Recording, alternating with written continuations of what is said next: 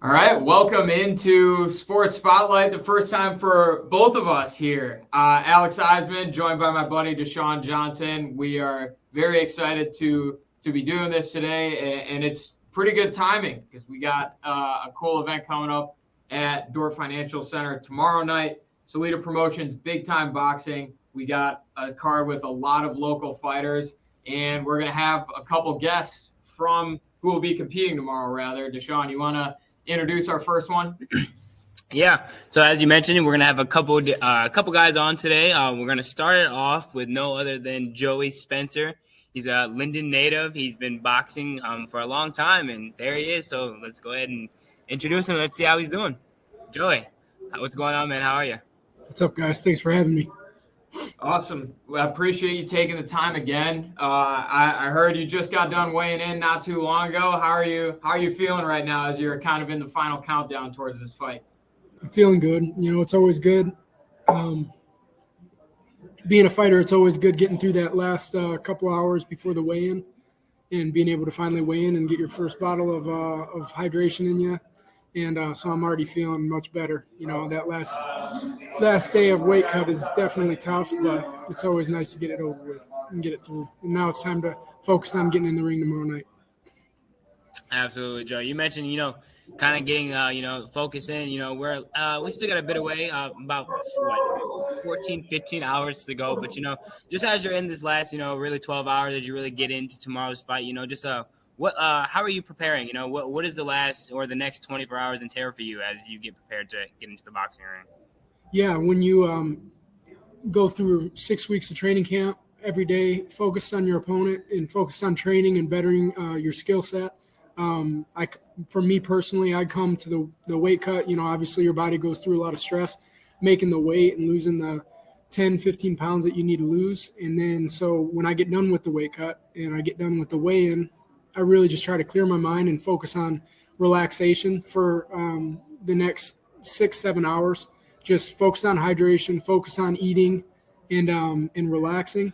And then I'll get really dialed in later tonight before going to bed, watching my film again. And then throughout the day tomorrow, I'll be doing the same thing, just getting locked in and ready to fight and focus on my opponent. So right now, the objective is just hydration and refueling and rest and relaxation.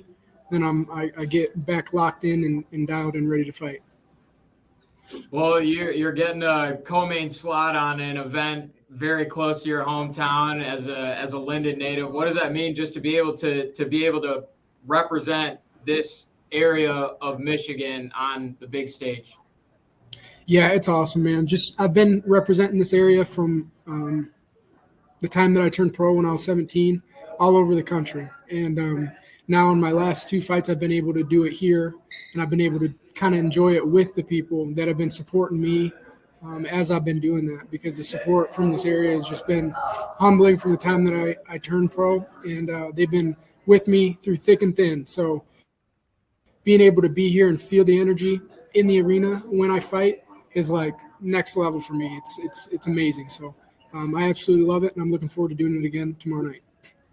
Definitely. You mentioned, just the support that you've had from your team, not only since, when you started pro, but, even a bit before that. We talked the other day, just about, you've been around a lot of these guys, you've been around Ardrio and Leon's, and, a lot of other Flint boxers that, I've been a part of, a big history here. So can you just talk to me a little bit about that? Talk to me about, the upbringing around these guys and what's it like, fighting with them then, as a kid and sparring and, now as you guys have all progressed into professional boxers.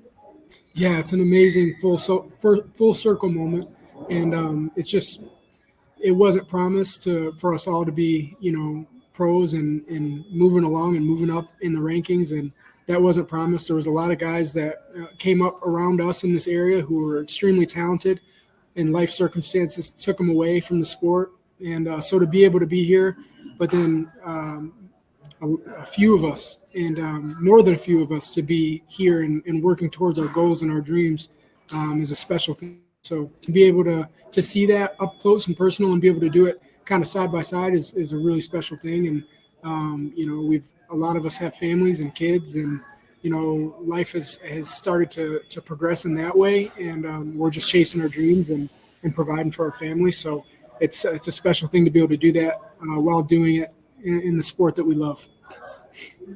Well, and I want to talk about your opponent for a second. Definitely not as experienced professionally as you are, but undefeated 9-0. What's it going to take? What have you seen out of him, and what's it going to take for you to knock that 0 off his record?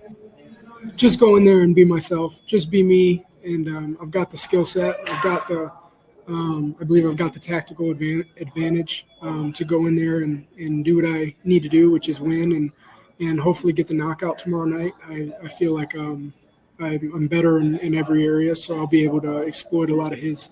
He's good at what he does. He's a good fundamental fighter, but I feel like I'm better in every area, and I'll be able to exploit some things that weren't obvious weaknesses, but will be tomorrow night.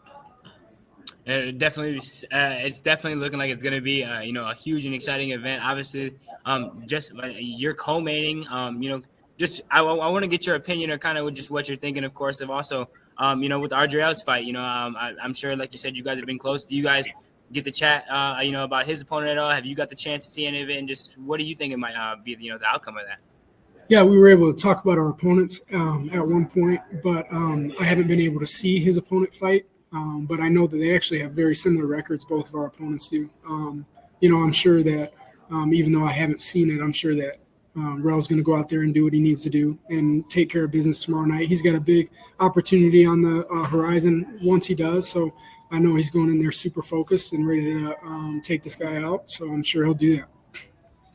Awesome, man. Well, appreciate you taking a couple minutes again to talk to us. Wishing you the best of luck tomorrow night. We'll be there. And, again, thank you so much. Appreciate it. Guy.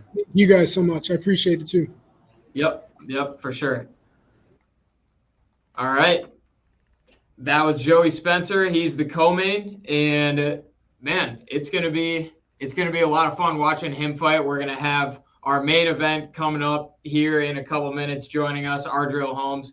But DeShawn, I'm interested. You've spent a lot of time with these guys, this week and last week. Just tell me kind of how you're feeling about this fight card as a whole. Well, obviously, with this being the second event, within the last couple of months here in Flint, I've spent a lot of time around these guys in the past couple of months, and I just, in comparison to the first time, you got a sense, just of how locked in a lot of these guys were as they were prepared, and it only seems like that intensity and that focus has grown since, the second time around.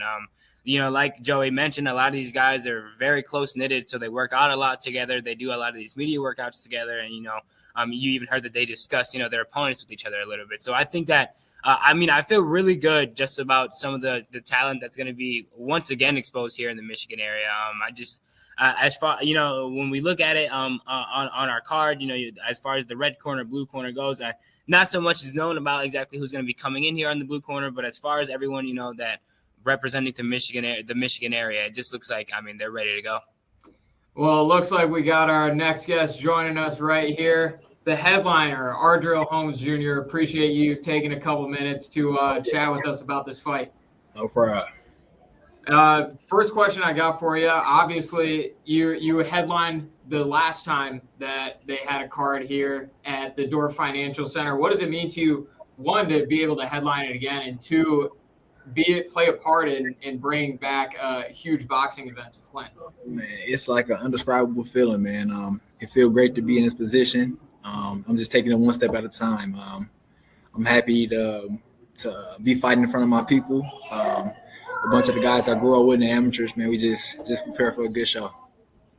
Definitely, Ardreal, you said you're taking it, fight by fight, step by step, and obviously that has gotten you to where you are now, currently standing undefeated. And I've seen him all throughout the week. I'm sure he's going to be around. Yeah.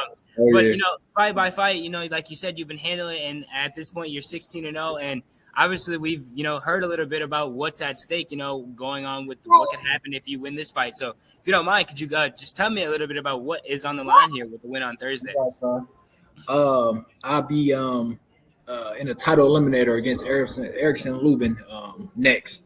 You know what I mean? So right after that fight, it's a championship fight. So, every step, that's why I say step by step, every step is important. So, taking it one step at a time.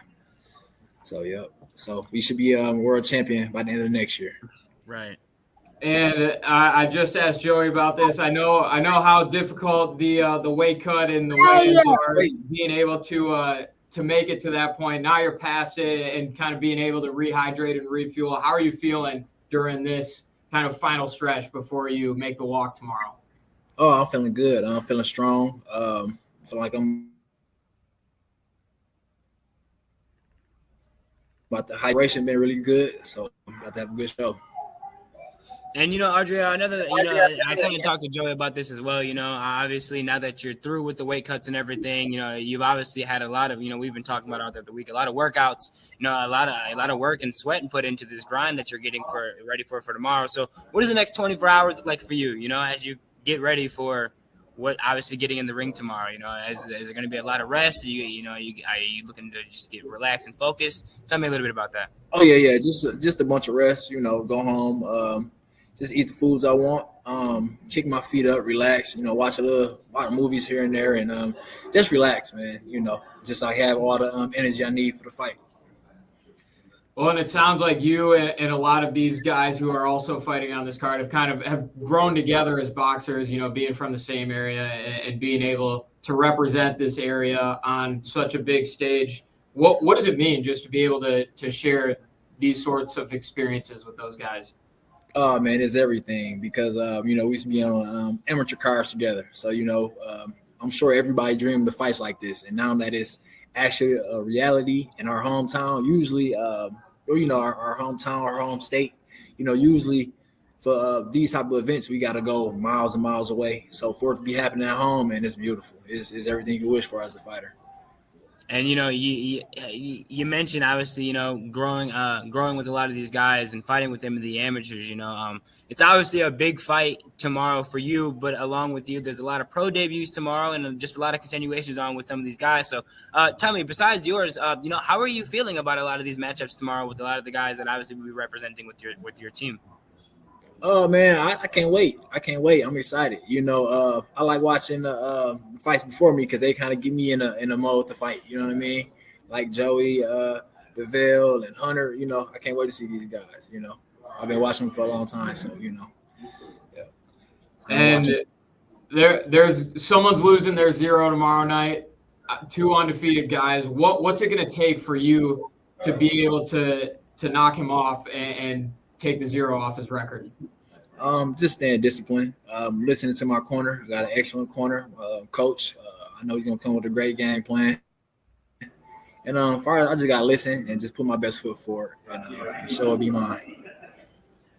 One of the last things I got for you, Adria, just talking about your opponent, we talked the other day about how boxing can be a little bit of a different sport compared to, obviously basketball, football, whatever. It's a lot dependent on yourself. And one of the things I've been kind of curious about just as far as strategy goes, what does film sessions look like for you when, you're checking out your opponent?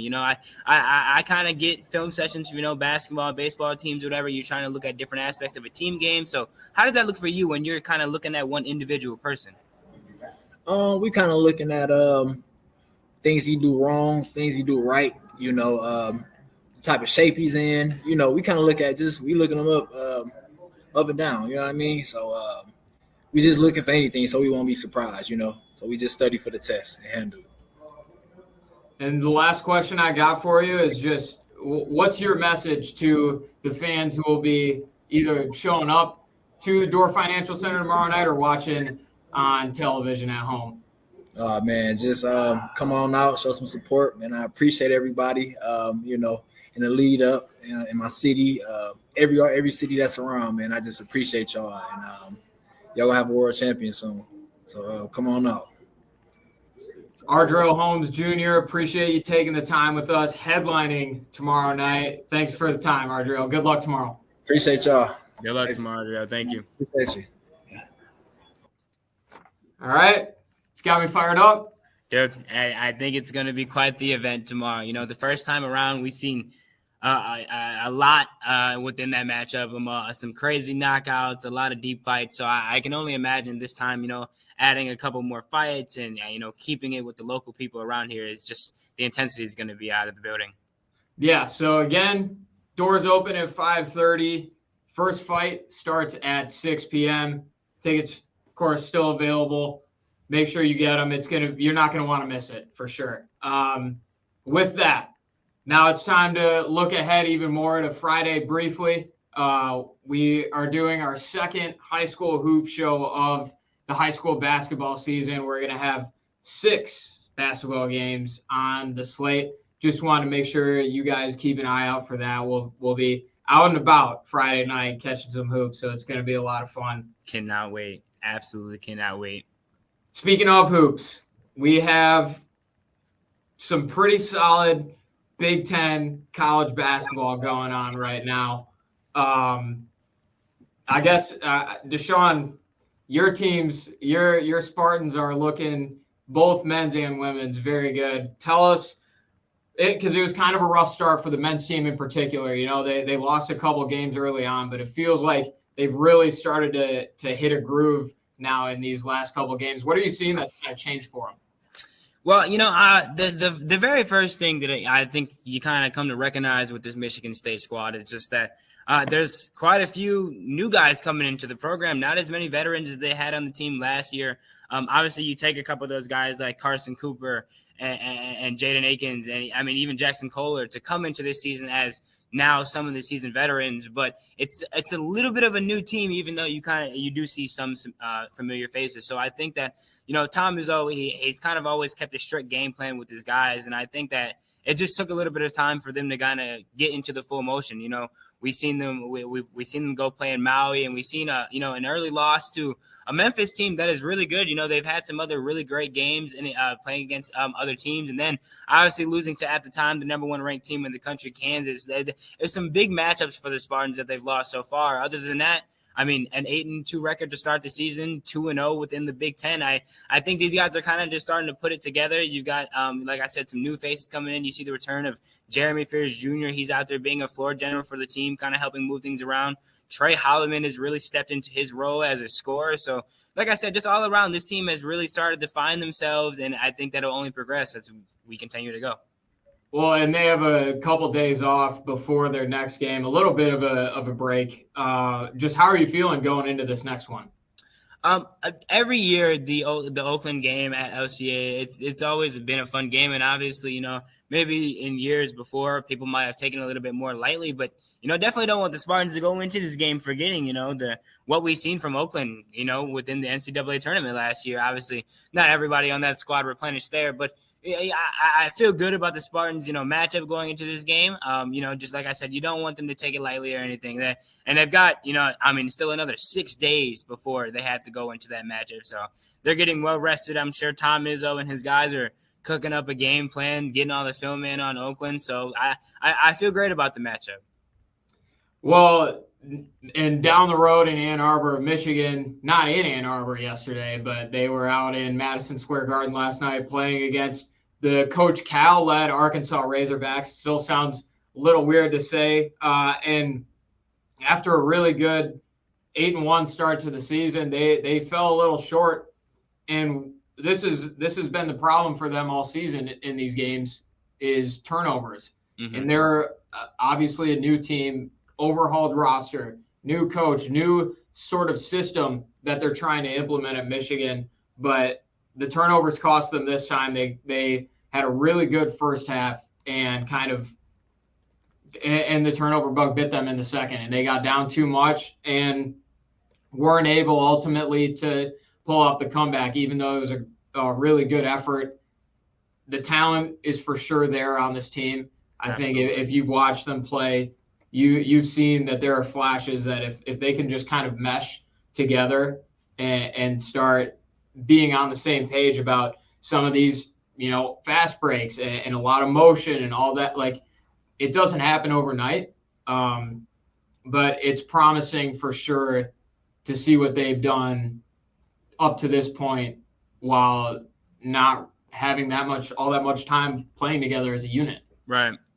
Yeah, I think like you mentioned, and I kind of said something similar with the Spartans of just, really trying to work on with the time that you have of, getting the full scheme of a team together. And I will say, obviously one of the big things for the Michigan basketball program this year, and one that we've been talking about constantly, I like to give Dusty May, a big piece of credit, for the start of this team and just how committed he's gotten them with each other so far. Obviously, like you said, it's a process and it doesn't happen overnight. But you can see, like, even in the late stretches of the game last night when Michigan, at this point, there's 5 minutes left and you guys are in the double-digit turnover mark, and yet still the fight is still there. You keep seeing these momentum-breaking plays. Trey Donaldson's throwing alley-oops, and when the momentum is there, they build off of it. It's just, like you said, keeping it and continuing to build off it for the year. And I was going to ask you, because I'm interested in your perspective. I feel like I have my key for why MSU has been playing so well lately. I want to know who kind of your catalyst, your key player on the Spartans men's team has been so far.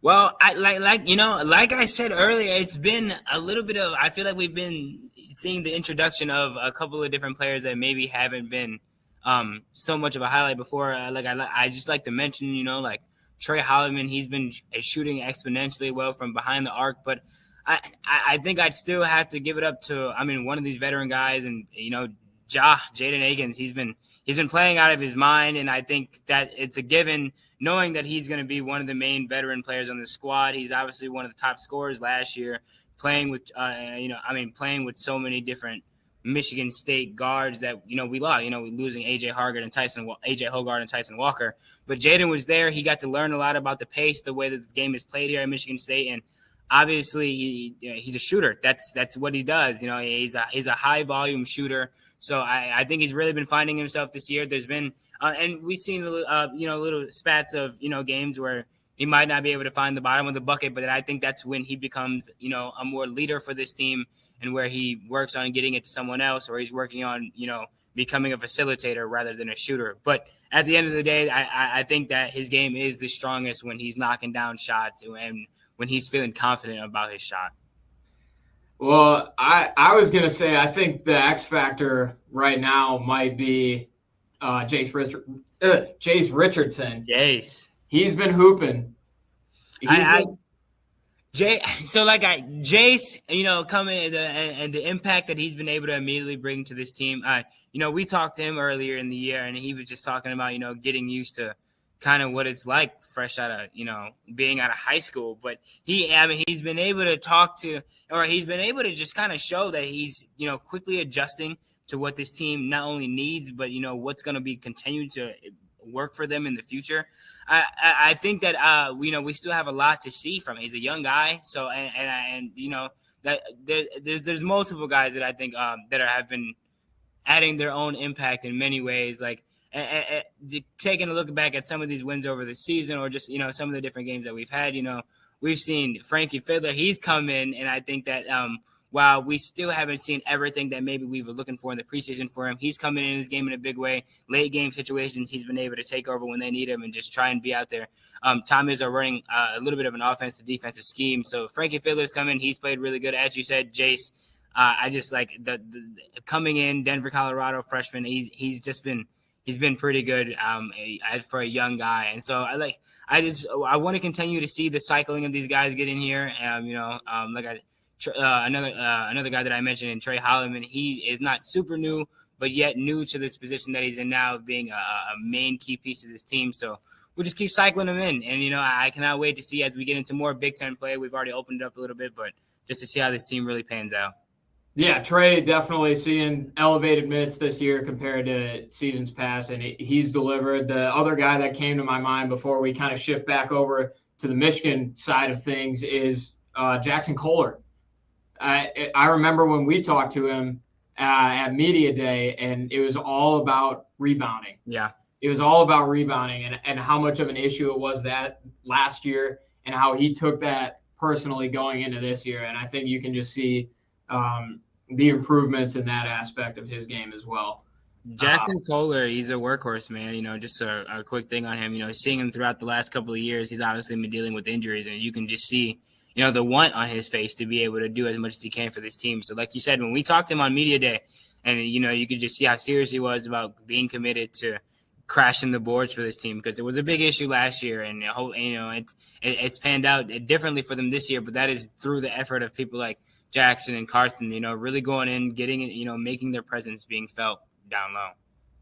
For sure. And on the Michigan side, I'll defer to you as well for a sec about kind of these key guys. But I feel like it's almost a little too early to like pinpoint maybe who is going to be the game changer kind of guy. I feel like we've seen a lot of consistency so far from Vlad Golden, and that's what you would expect. He's a seasoned college player. He's going to get 15 and 10 for you. Right. I mean, on a nightly basis for the last couple of games. I mean, he's been killing it. I know he was the Big Ten Player of the Week this week. Yep. What stood out to me last night, and you and I were talking about this earlier, is the way Danny Wolf has been playing. He wanted that win last night. He was an animal on the offensive glass. He could shoot. I think the free throws are a little left to be desired kind of across the board for Michigan right now. But you can just see the potential with that front court tandem for sure. No, definitely. First, you mentioned, just talking about Vlad, watching, just even his performance last night and the way how intense that he was getting in some of these moments. I mean, you mentioned he's a consistent double-digit scorer. He's obviously a big guy that is usable, it seems, all around the court. Like, obviously, you come in with that type of size and you immediately expect, big impact down low. But we've seen him in multiple situations playing up top, pick and rolls and bouncing out to the outside and looking for a shot sometimes. So I definitely think, just the offensive capabilities and obviously the defensive capability as well, being 7-1 that Vlad has. He's been, a big anchor for this team. And then we talked about Danny Wolf, like you said. I just, watching him last night, every moment, even like we talked about the turnovers, even with that happening, the intensity that Danny was playing at against the Razorbacks last night, you could just tell every key possession. I think sometime late in the fourth, we've seen a late shot from Will Shetter, and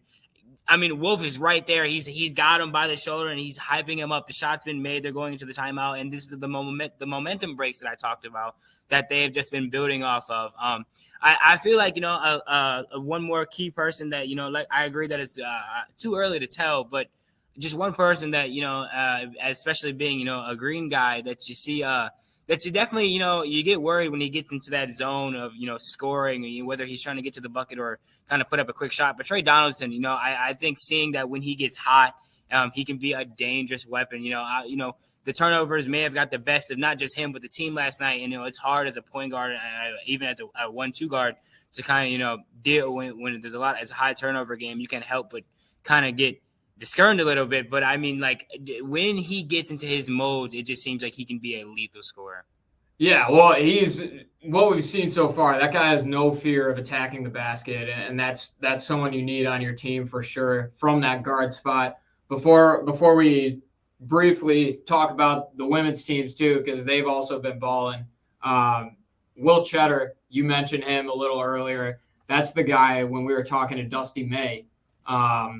He said Will Cheddar is the alpha in terms of leadership, and he's not going to give you double-digit scoring every night, but you can see the impact that he has coming off the bench. Last night was a prime example, but being really one of the only guys on Michigan's team who's been there for more than 2 years, right, and has kind of seen the lows that the program's gone through recently.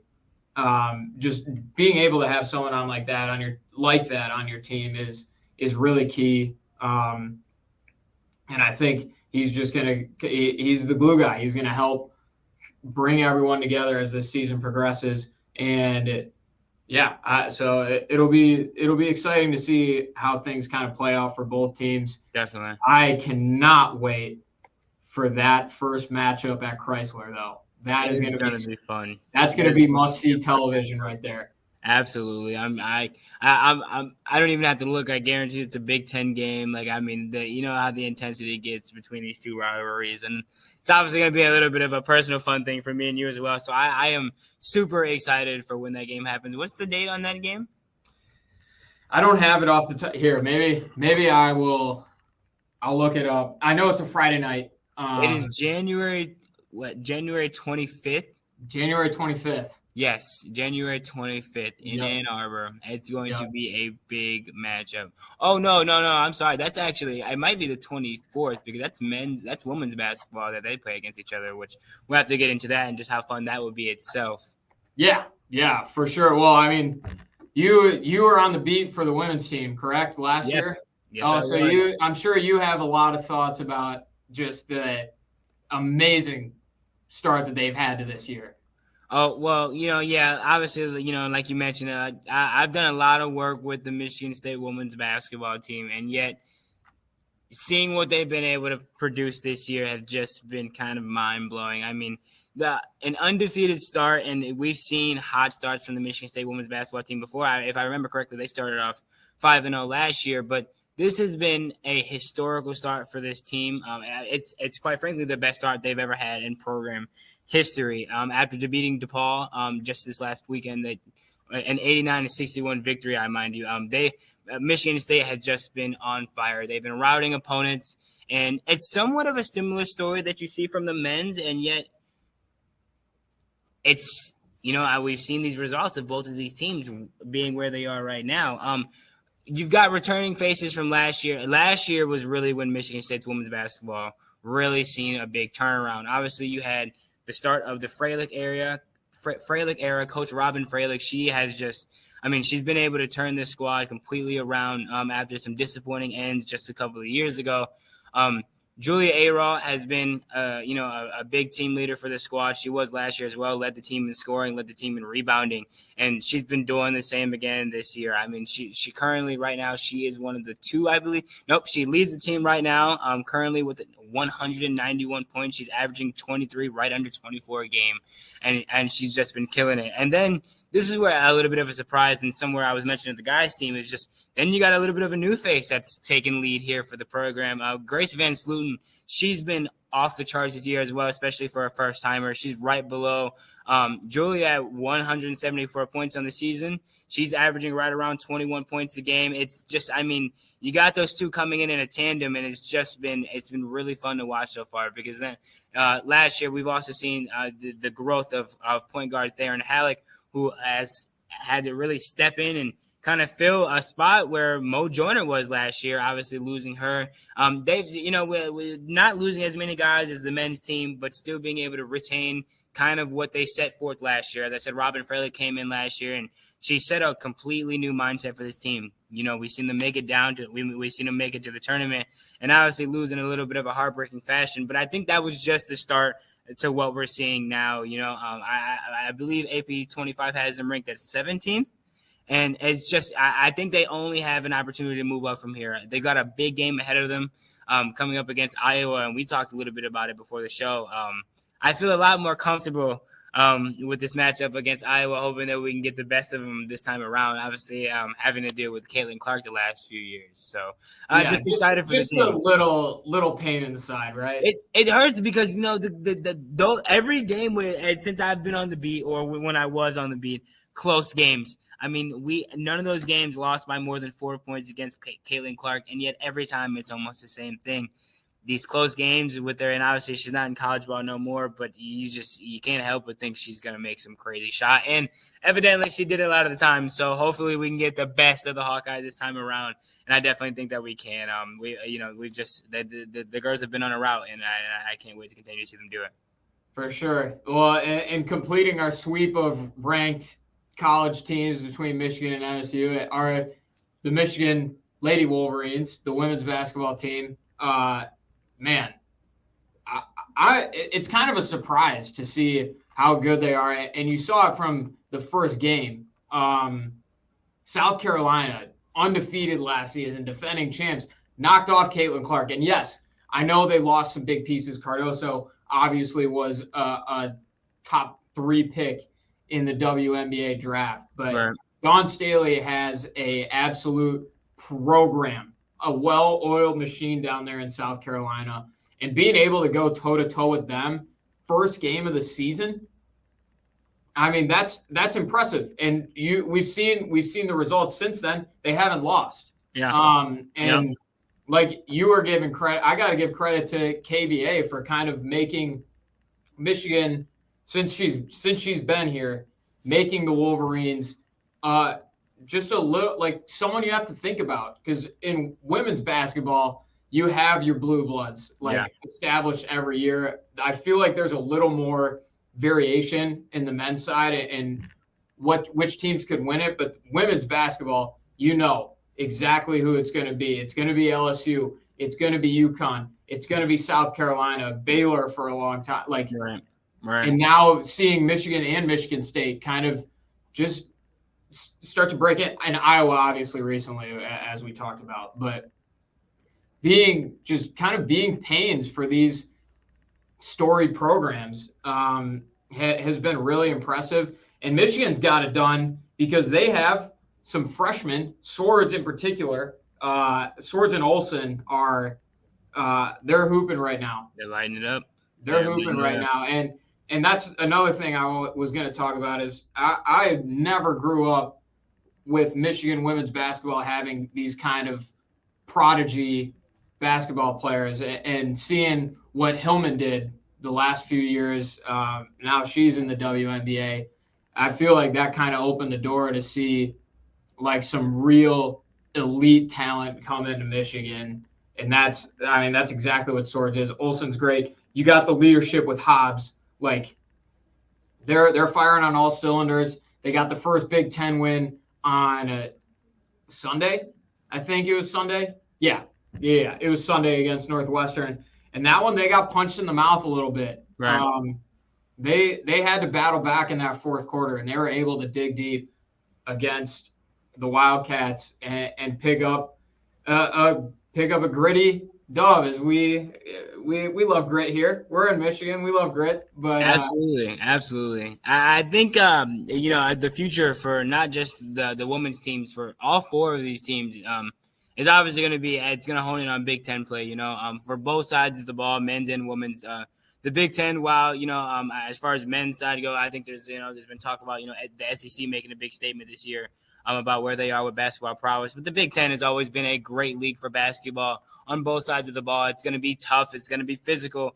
And, there are going to be some really exciting, high-scoring games between both sides. There's going to be shootouts. There's going to be barn burners and close games. So I think that we're really just going to have to continue to keep the focus on, what's going to happen for these teams as they continue to go through Big Ten play. Absolutely. And in football news, up in Mount Pleasant, we got a new guy at the helm of the CHIPS program. Matt Drinkle had his introductory press conference yesterday. And it seems like this is his first FBS head coaching job, but what was a really interesting stat, I guess, or I don't know what the word is, but a little tidbit. Coached at Kansas Wesleyan. He spent the last few years at Army. Mm-hmm. Coached at Kansas Wesleyan before that, and led this program to the best 4-year run in school history. Wow. That's not the best season. That's 4 years. That's a full recruiting class. That's a full graduating class of elite football. And I think he had one or two wins in his first year there, and being able to turn it around the way that he did is like, that's something to be impressed about, for sure. Definitely. I think that it shows, obviously, I was able, just reading up about, what's going on with Drinkle. I think I remember reading like this quote coming from one, I believe it's CMU's AD, but he said that, Drinkle wins everywhere he goes, and like things work out for him everywhere he goes. And, that you're able to really see the passion that this guy has for football. So I'm really excited for the Chips, obviously not the seasons they've been wanting to put together these last couple of years. And it's just, it's disappointing in the sense that we've seen some exciting football come from the Chippewas beforehand. So, that I think that, they're going to be excited to get a guy who's hungry. Obviously we've seen, the kind of output that he was able to give at Army, being the coach of the offensive line there. They've obviously been having a heck of a season. So I'm super excited to see. Obviously he's moved around in multiple positions and all the places that he's been from. Can you tell me the name of his first school again? Kansas Wesleyan?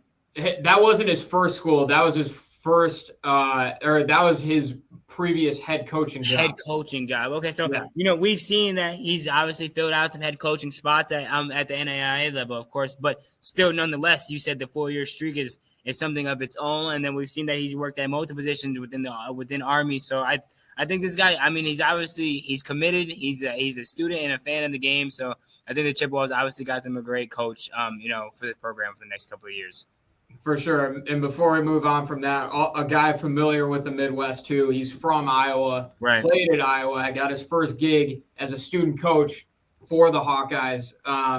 And what stood out to me from listening to his press conference, watching his press conference yesterday, was how passionate he was about recruiting the high school talent here in Michigan. Bless you, by the way. Thank you.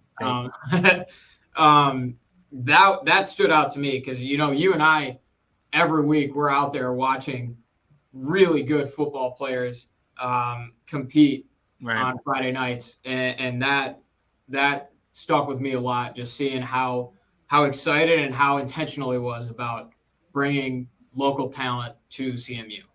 Yeah, definitely. It's always great when you hear someone come in and know, first of all, that he already understands the type of work and the type of, just consistency and what we kind of stand for with Michigan football around this area. So just, him being able to already understand that and have a little bit of insight coming in, in his first year, I think that it would be, that kind of already gives Central Michigan a bit of an upper hand, that he's already kind of tied in with what happens out here in the Midwest. He said that it feels like home. So I'm sure he'll be, keeping a big overview and eye on, if you'd say, just on what's happening here in the Midwest for football talent. For sure. And now going from the college ranks to the pro ranks, we'll return to basketball, though. This is something that I want to talk to you about. I saw earlier this week, Cade Cunningham was making his case for himself to be an all-star this year. And I think if I'm just being honest, I think he's a lock for the all-star game this year. Just the way that the Pistons have listen, they're 10-15, 10-16 right now. Yep. In the grand scheme of things, is that a great record? No. But when you consider where this team has been the last, 5+ years, I think 18 was the last time they made the playoffs with Blake Griffin. It's been ugly. And Cade has dealt with his own sorts of injury issues. He hasn't been available all the time, but he has been out there this year. And I think you've seen the best of what he has to offer kind of come out as a facilitator as well, especially with the way guys like Jaden Ivey are playing right now. Malik Beasley has put on some really nice performances for the Pistons lately. Just what are your thoughts on Cade sort of elevating his game this year in a general sense? Well, firstly, I just had to say how exciting it's been to, I've been riding by Cade, ever since the Pistons picked him up. But I think it's just super exciting to kind of see it, in the biggest way, right in front of you on the TV screen. You are literally seeing Cade, getting in his bag, as they say. Right now he's top 20 in scoring. He's third in assists. 5 triple-doubles and 12 double-doubles. He's been playing out of his mind, quite frankly, at the beginning of this season. And I'd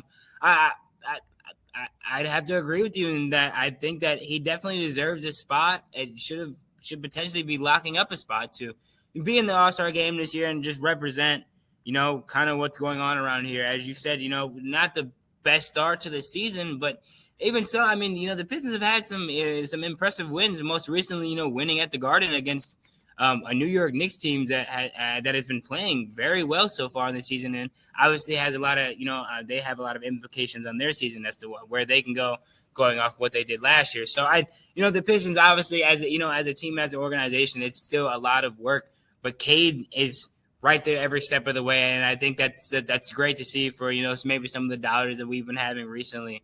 I think that he's blossoming into the full potential player that he is, and I think this is what what the focus was on when we initially were looking at Cade. If you go back and look at some of his stuff from high school, this is what he's capable of. Obviously, it's a different talent level, but we've seen small breakout games from Cade before, and he'd have, a 1 triple-double every once in a while or something like that. And it's like, wow, did you see that? But the consistency that we've seen from him this year and just the leadership role that he's taken for this Pistons team, it's been such a great thing to see. And I couldn't agree more that Cade deserves a spot as an all-star guard this year. Oh, well, yeah. And there's a lot of good guards in the East, a lot of deserving ones. But I think on top of him kind of or people being more exposed, I guess, to the things he does really well. What we've seen from him at some of maybe his weaknesses coming out as a prospect into the draft, dude shooting almost 40% from three. Right. He was not a shooter coming out of Oklahoma State. Mm-hmm. Seeing that sort of development and add that threat to his game, I mean, it's so impressive. It's so it's exciting. I just get a little happy just thinking about the Cade being a real franchise cornerstone for the Pistons that they've needed for so long. And I think that it helps, obviously, that, you mentioned some of the performance we've seen from the other guys and the connection he's been able to build with people like Ivy and Jalen Duren. I think that, obviously, we already said the team has still got a lot to figure out, but I think that having someone like Cade who is fully blossoming right there at the center of it, things can only continue to slowly but surely improve for the Pistons, knowing that we've got a centerpiece that no one should really be questioning anymore. Well, a team that has had no shortage of success is the Detroit Lions. The 11-game win streak. Yep. Heading into the number 1 seed in the NFC. Absolutely. I mean, this feels surreal. This is just wow, man. Never in my wildest dreams do I think I would have seen a Lions season like the way that they're having right now. Yeah, it's been quite the journey. Obviously, starting, these past couple years really have been just super fun to see. It's funny to keep using the blossoming word, but it's just a lot of sports really blossoming here in the last couple of years in Detroit. Seriously, we slowly see the progress, of when Campbell comes in. It's still a losing season, but it's a over the years in the process that you've seen that these coaches, these coordinators put in, and of course the players. This year has been so much fun to kind of just take it all in. We've obviously talked about it nearly every day we see each other, just the impressive things that we've been able to see from this team that almost, like you said, felt like potentially might never happen. It just, you get in a drought for so long, and these things are just they're so unimaginable until they start happening. 11 straight games where we are. The Lions are 12-1. That is, it just feels so surreal saying that, watching these games, whether it's the multiple blowouts that we've seen this year or the close ones that we've seen even in the past couple of weeks. They have just been, it's been such a fun story to obviously be watching and just, be a part of as far as the city of Detroit is concerned, or the city of Detroit is concerned. It's been amazing. We all around, we've seen offensive output, defensive output. We've talked about guys like Jared Goff, and we've talked about guys like Kirby. We talked about losing someone like Aiden Hutchinson, and yet we're still in the spot that we are because we do things like going to get guys like Zadarius Smith and playing with the next guy up mindset. It's just, this team has blown my mind, and it really, you build a connection to it that, that it's obviously something that a lot of us here in Detroit haven't felt before. Well, yeah, and you were kind of bringing me to what I wanted to talk about next with them is in these last couple weeks, how the injury issues that they've dealt with and still being able to find a way to win these games. It was not pretty against the Bears. No. It was not pretty against the Packers. No, but every time, the Bears game a little less so, because the second half was more or less just an offensive struggle bus. Mm-hmm. The defense clutched up and came up with some big sacks, especially on that last drive. But in the second half against Green Bay last week, every time Green Bay took the lead,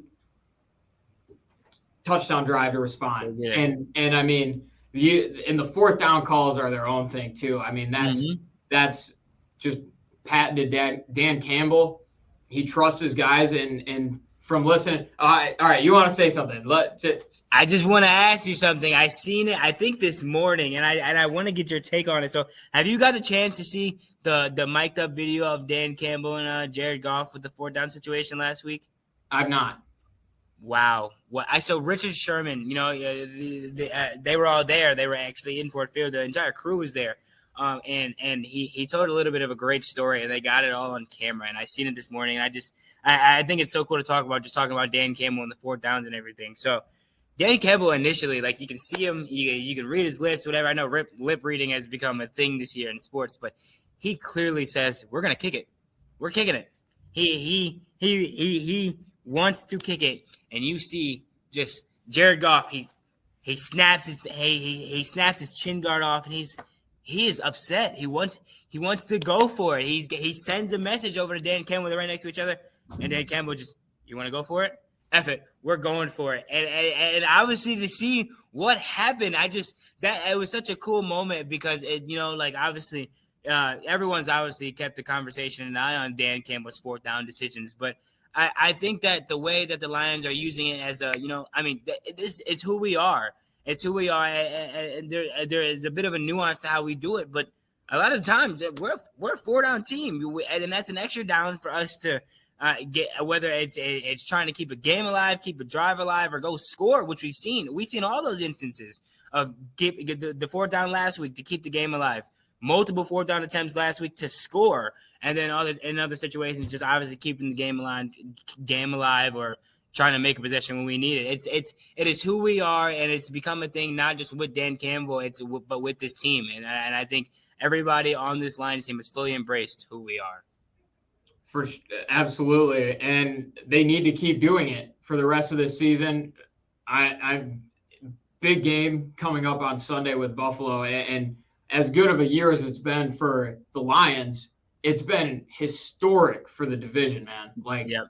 The way the Viking, we were talking about this the other day too. We were like, I don't know if I want to, do you really want to play a team 3 times in the playoff, especially with the way Green Bay and Minnesota have been playing? You look at that Week 18 game against the Vikings, that could be really consequential for the playoff picture. The way the Eagles have been playing, they're on fire right now. But Buffalo, this is a game that against a team that could very well make it out of the AFC. Like, Dan Campbell said it, every game from here on out is a playoff game, and it's going to get them ready for the playoffs. I know that, but they have another test. It doesn't get any easier from here on out. I got a question for you about this Lions-Bills game, actually, a little personal question for you. So obviously, I assume more than a Josh Allen fan, yes, of course. Obviously, as a guy who's covered Wyoming football for 2 years, I will say I'm a Josh Allen guy. No, yeah, right. So I got a question. Obviously, Josh Allen's been playing out of his mind. The game that he had last week may have very well pushed him into the clear front runner for MVP. Jared Goff has been having quite a season of his own, though. I think that maybe over these last couple of weeks with some of these closer games and some of the performance we've seen from people like Saquon Barkley and whatnot, and of course Josh Allen. But Jared Goff has been, top 5 all for the last, at least, as we've entered this stretch of the year. Do you think that this game could have any major implications on the MVP voting? That is an interesting question. Wow. To be honest, I think the Houston game kind of killed any chance of Goff being a realistic option for MVP. I mean, a 5-pick game is a 5-pick game. I know one was on a Hail Mary, but it's tough to overcome when you're in a race for the most valuable player. Definitely. Like that's just it's tough. It's tough. I get it. I agree. I know, the MVP has always kind of been a little bit of a quarterback accolade, especially these last couple of years. And I'm curious, because you would also agree this is game of the year. Yeah. I mean, last week could have been game of the year also. Yeah. The Lions are playing a lot. Week 18 could be game of the year. Right? The Lions are playing games of the year every week. It's crazy. So I don't know. I feel like there's going to be a lot of eyes on this one. I think it technically is America's game of the week too. So a lot of eyes on this game, obviously. I kind of tend to agree with you. I don't think that Goff has really a great chance to secure it. But, I mean, if he's able to, some of the performance we've seen from him this year, though, have definitely been worthy of, mention, some of these games with no incompletions and whatnot. If we're able to see him pull something back out like that, you never know what happens, of course. But I am super excited for this matchup, and I will admit that, I am a bit anxious. Obviously the Bills have been not exactly at the same level, but have been firing on a lot of cylinders this year, and especially in these last couple of games they played. And they've been really honing in. Josh Allen has taken full control of that team, and he's just, leading the way. I think he's been playing the best the best he's been in the NFL, and he's been great so far. So, that says something of itself. I'm super excited for this matchup on Sunday. And I'm expecting a shootout, man. I'm expecting a shootout for sure. And that's how I feel in my gut too. We saw Buffalo's defense get exposed on Sunday by the Rams. That also a shootout. And with the way the Lions have been kind of ravaged by injuries defensively as well, Dan Campbell talked about it last week. He was saying before the Green Bay game, offense, we're going to need to put this one on your shoulders. And this feels like another one of those games. I know there's a possibility the Lions might get some guys back on defense, and then you have, Jamal Adams, Quan Alexander, guys who have just come in, getting more familiar with the playbook and Aaron Glenn's scheme. But still, this feels like one that you need Jared Goff. You need the run game was the one thing that kind of struggled last week. You definitely need Montgomery churning out those tough yards, and Gibbs get loose for those explosive plays like that. That'll be key for this game. But every game is winnable for the Lions now. Oh, absolutely. We are never out now. It's like you said, it's these are things that felt like they might not ever happen for us, and now that they're here, I truly feel like this team refuses to lose, and that's how we're going to continue to play. Yes, sir. Yes, sir. Before we wrap up, this is a national debate. We wanted to get a little something topical, I guess, for the broader sports world as a whole. Heisman ceremony is coming up this weekend. It is. It's the debate is between Travis Hunter of Colorado and Ashton Genty of Boise State. We have our sides. I'm going to let you go first. Yeah, well, I'd first like to give, obviously, a shout-out to Dylan Gabriel and Cam Ward. They are obviously in this race. We know that it's a bit of a two-man race, and Alex, if I'm being honest, it's not a two-man race. It's a one-man race because the favorite is going to be the winner. Travis Hunter has been something that we've never quite seen before. And I know what you're going to tell me about Genty and how we've quite literally never seen a running performance like something like that, but we kind of have. And the only kind of have that we've seen, it's funny, I'm going to pick your brain here a little bit. I wonder how this is going to get to you. The only kind of have that we've seen of what Travis Hunter has done, and I'll get into that in a second. He was a Heisman winner. He was playing offense and defense nowhere near as much, not on the same level, but Charles Woodson, Michigan guy, I'm sure you know all about that. Great corner. Also played on the receiving. I played a little bit of receiver. Was responsible for some big plays in the year that he won the Heisman. I don't see how you don't already. I don't see how you don't already agree. This guy, obviously a 5-star recruit. He's 5th in receptions this year, 6th in receiving yards, and 2nd in touchdown receptions. And that's just on the offensive side of the ball. We obviously know that this guy's playing both sides. They won't throw to his side. They already won't throw to him on defense. He's a lockdown corner, and truly, if he's not to play two-way, I truly think that he's better as a cornerback than he is receiver. And I already told you his numbers on offense. He's got 4 interceptions this year, and when I say this, you got to take this with a little grain of salt. That is ranked 17th nationally, but he's only 3 interceptions away from first place. The margin from first to 17 is 3 interceptions. They won't throw the ball to him. They're not throwing the ball on his side. We've seen in one of his last games what happens when they 3 touchdowns and an interception in one game. That it's unheard of. We do not see anything like that. And I want to give credit to Ginty before you go. I want to say that I think that he has the smallest of chances with the fact that he gets the final say coming this week up against UNLV.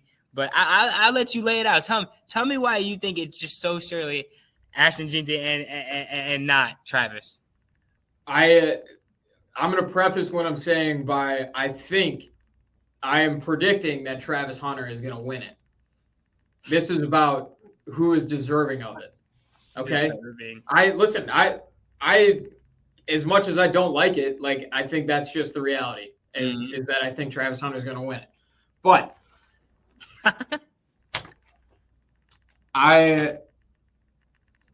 if you take away Genty's biggest run in every game he's played this year, I bet you've seen this. I did. You did? I did. 5.1 yards per carry. That's 5.1 yards per carry, and that's excluding like a 70-yard run from every game. Yeah. You know what else I was talking to you about yesterday that I want to bring up now? His lowest rushing total in a game this year, 126 yards. Wow. I asked you, how many carries do you think he had? I believe you said 15. I think I said 15 or 16. It was 11. Wow. Yeah. He is so and what's even more impressive, and this is something that he said actually, so I'm going to give Ashton credit on this one. Our defenses in particular, because I can't speak to the offense or to offense's game planning for Hunter on defense because that's what separates him, and I understand that's why he's most likely the Heisman winner. But is Travis Hunter the lone guy on the Colorado offense that defenses are game planning for? Defenses could not care less about anyone else on Boise State's offense besides 2. I think they're stacking the box every time he goes out there.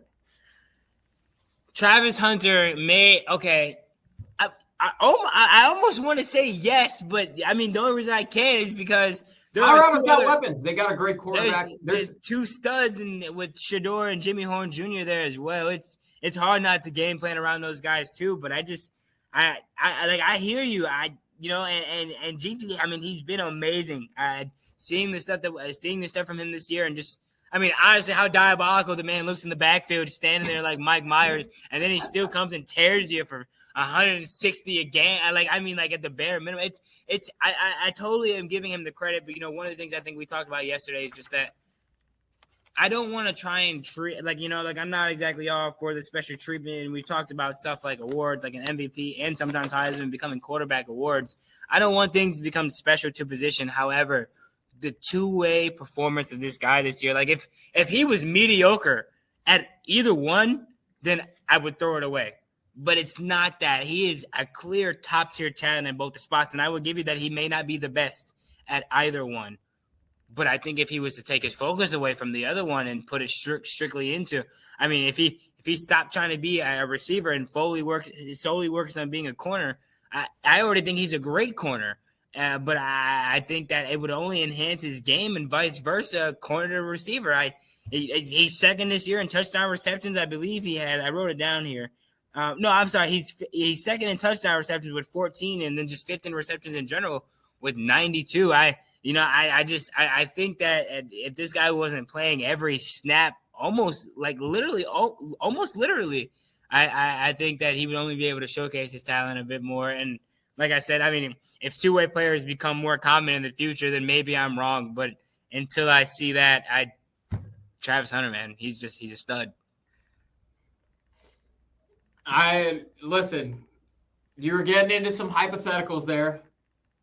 If this If that. I don't want my argument to tear down what Travis Hunter's done though, because he is generational, no doubt about it.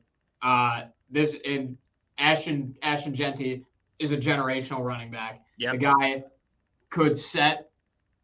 It's possible he sets the single season rushing record. Yeah, definitely. No, I don't doubt it. I don't. It's possible he sets that record. The guy's got 30 touchdowns this year. Yep. 30. Like that's insane in itself. And I know one of your big arguments also was the Mountain West strength of schedule. Blah, blah, blah. They've beaten ranked teams, couple ranked teams. Mm-hmm. They went toe to toe with the number one undefeated team in the country. They did. I know, you don't want to get into the moral victories, but they did. Oregon is an amazing team. They're the national championship favorite. They are.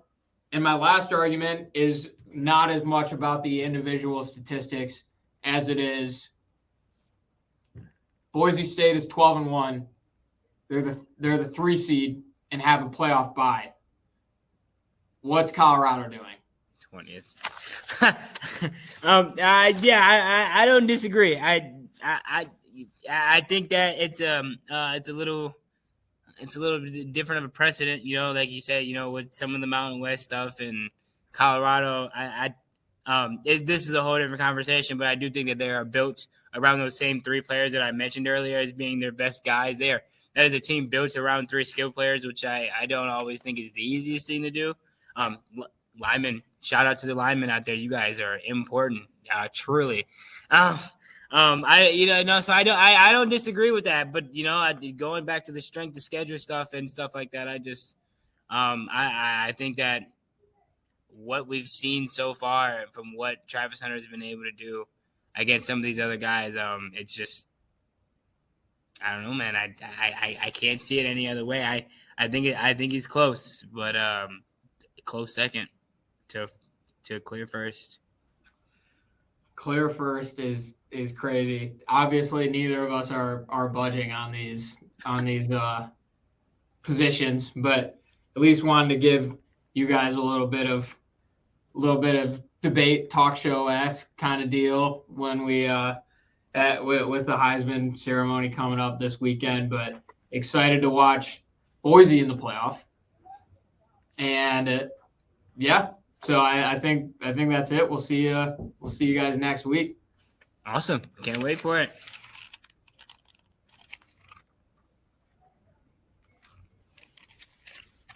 Sorry for being your spot, man. Oh, no, you're good.